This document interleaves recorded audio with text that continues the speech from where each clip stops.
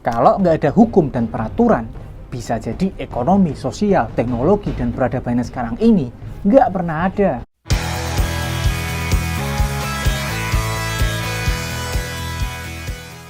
Hai, Om Bagus di sini dengan sebuah konsep. Kalau kamu hidup di suatu tempat yang nggak ada aturan, kamu bisa ambil barang orang lain seenaknya, lukain orang seenaknya, dan nggak bakal ada yang bisa larang. Ya, gara-gara memang nggak ada aturan yang bisa larang. Tapi kebalikannya, orang lain juga bisa bebas ambil barangmu dan bahkan lukain kamu tanpa konsekuensi apapun. Ya, selain konsekuensi agama tentunya. Soalnya, Pak Muchtar Kusumaatmadja bilang, tujuan pokok dan pertama dari hukum adalah ketertiban. Selain itu, hukum juga memiliki sifat untuk mengatur, memaksa, dan melindungi agar dapat tercapai ketertiban, kedamaian, dan kesejahteraan dalam kehidupan bermasyarakat. Sistem hukum Indonesia itu campuran dari beberapa sistem hukum, dari hukum agama, hukum adat, sampai hukum negara Eropa. Karena Belanda pernah menjajah Indonesia sekitar 3,5 abad namanya. Makanya jangan heran kalau banyak peradaban Belanda yang diwariskan ke Indonesia, termasuk sistem hukumnya. Di Indonesia juga banyak peradaban Hindu-Buddha seperti Sriwijaya, Kutai, Majapahit, dan lain-lain yang meninggalkan warisan-warisan budaya yang hingga saat ini bertahan sebagai hukum adat bermasyarakat. Hingga sampai sekarang, hukum adat diakui jadi salah satu sumber hukum di Indonesia. Selain itu, Indonesia juga pernah mengalami masa kejayaan kerajaan Islam. Indonesia juga merupakan negara dengan penduduk Islam terbesar di dunia. Sehingga wajar jika selain hukum adat, hukum agama terutama Islam juga diakui jadi sumber hukum Indonesia. Dari sejarah, hukum mulai ditegakkan di Indonesia pada periode kolonialisme saat VOC mulai menduduki tanah air kita yang masih dinamakan Hindia Belanda. Hukum Belanda diterapkan terhadap bangsa Belanda atau Eropa, sedangkan buat rakyat pribumi yang berlaku hukum-hukum yang dibuat oleh tiap-tiap komunitas sendiri. Hak-hak dasar rakyat di Nusantara dikesampingkan oleh tata politik dan pemerintahan di zaman itu, dan membuat penderitaan yang pedih buat bangsa pribumi di masa itu. Di tahun 1854 dikeluarkan Regeringsreglement di Hindia Belanda atau dikenal RR 1854. Peraturan mengenai tata pemerintahan yang tujuannya buat melindungi kepentingan usaha-usaha swasta di tanah jajahan. Tapi untuk yang pertama kalinya juga mencantumkan perlindungan hukum buat rakyat pribumi dari pemerintahan jajahan yang sewenang-wenang. Di awal abad ke-20, politik etis mulai diterapkan di Hindia Belanda. Kebijakan-kebijakan awal politik etis yang ada kaitan langsung dengan pembaruan hukum Hindia Belanda adalah pendidikan bagi rakyat pribumi, pendirian Volksraad atau lembaga perwakilan pribumi, manajemen organisasi pemerintahan, manajemen lembaga peradilan, dan pembentukan peraturan perundang-undangan yang punya orientasi kepastian hukum. Di masa penjajahan Jepang, nggak banyak ada pembaruan hukum di semua peraturan perundang-undangan yang nggak berlawanan sama peraturan militer Jepang. Semua tetap berlaku, tapi menghapus hak-hak istimewa orang-orang Belanda dan Eropa. Di bidang peradilan, mulai dilakukan pengisian secara besar-besaran jabatan-jabatan administrasi pemerintahan dan hukum oleh rakyat pribumi. Jadi kali ini saya ingin menjelaskan tentang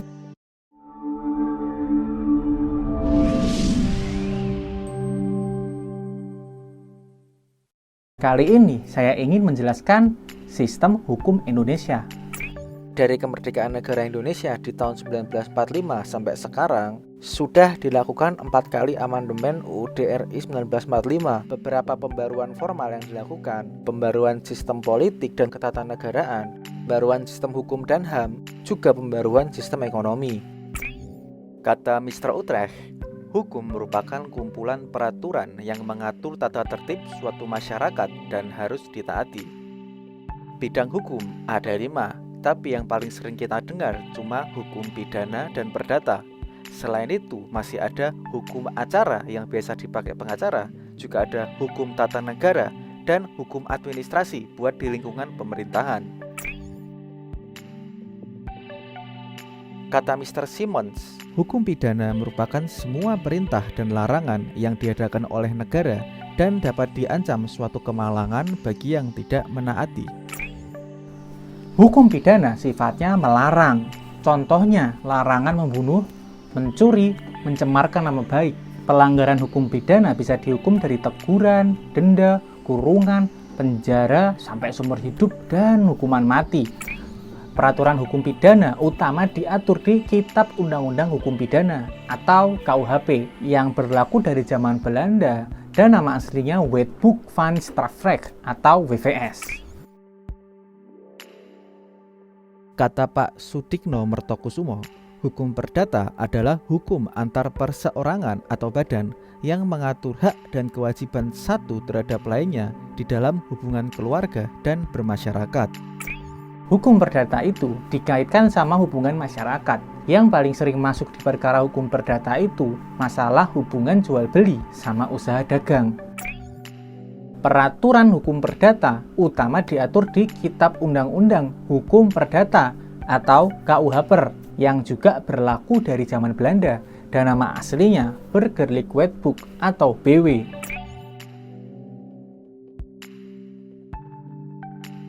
Umumnya, hukum acara merupakan aturan tata cara dijalankan persidangan, baik pidana, perdata, maupun tata usaha negara. Hukum acara mengatur semua persidangan di Indonesia, baik persidangan sipil, aparatur negara, sampai militer. Kata Mr. Van der Pot, hukum tata negara merupakan peraturan yang menentukan badan-badan yang diperlukan serta wewenang masing-masing. Hukum tata negara mengatur perlengkapan negara, tugas-tugasnya, wewenang, dan hubungannya antara satu sama lain. Kata Mr. L.J. Van Apeldoorn, hukum administrasi negara merupakan peraturan yang harus dipatuhi penguasa yang diserai tugas pemerintahan. Hukum administrasi negara mengatur teknis pelaksanaan negara bagi para perangkat negara saja.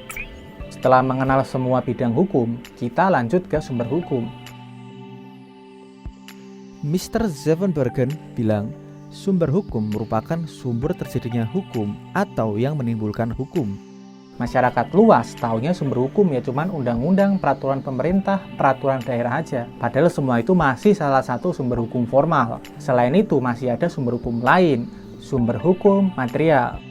Sumber hukum material merupakan faktor-faktor dan ide yang mempengaruhi pembentukan hukum oleh pejabat yang berwenang. Sumber hukum formal merupakan hukum yang punya bentuk tertentu yang jadi dasar berlaku hukum secara formal, misalnya peraturan. Jadi sumber hukum material fokus pada isi atau substansinya, tapi sumber hukum formal sudah berbentuk peraturan-peraturan yang formal, bisa mengikat masyarakat dan para penegak hukum seperti polisi, advokat, dan peradilan. Sumber hukum formal gak terbatas di undang-undang, masih ada kebiasaan yang diterima masyarakat. Treaty berarti perjanjian antar negara, jurisprudensi berarti keputusan hakim yang mengikat pihak dalam perkara, lalu doktrin atau pendapat hukum ternama yang punya pengaruh di peradilan. Kita perdalam ke perundang-undangan yang beragam bentuknya. Undang-Undang Nomor 12 Tahun 2011 Pasal 27 Ayat 1 mengatur hierarki atau urutan peraturan perundang-undangan di Indonesia secara lengkap, dimulai dari yang paling tinggi Undang-Undang Dasar 1945, diikuti ketetapan MPR, lalu ada undang-undang atau peraturan pengganti undang-undang, peraturan pemerintah, peraturan presiden, terakhir peraturan daerah provinsi, lalu peraturan daerah kota atau kabupaten. Terakhir mari kita rangkum. Hukum terbagi jadi hukum pidana, hukum perdata, hukum acara, hukum tata negara, dan hukum administrasi negara. Sumber hukum ada sumber hukum material dan sumber hukum formil. Hierarki atau urutan perundangan dari yang paling tinggi, UUD 45, TAP MPR, UU, PP, Perpres, Perda Provinsi, dan Perda Kota atau Kabupaten. Pesan penutup saya, tanpa hukum bisa jadi tak ada peradaban dan teknologi, ya karena nggak ada aturan. Mana berita yang lebih seru? Sengketa perdata atau pelanggaran pidana? Tulis di komentar. Jangan lupa subscribe dan hidupkan notifikasi jika merasa konten ini berguna untuk melihat konten-konten jenis lainnya.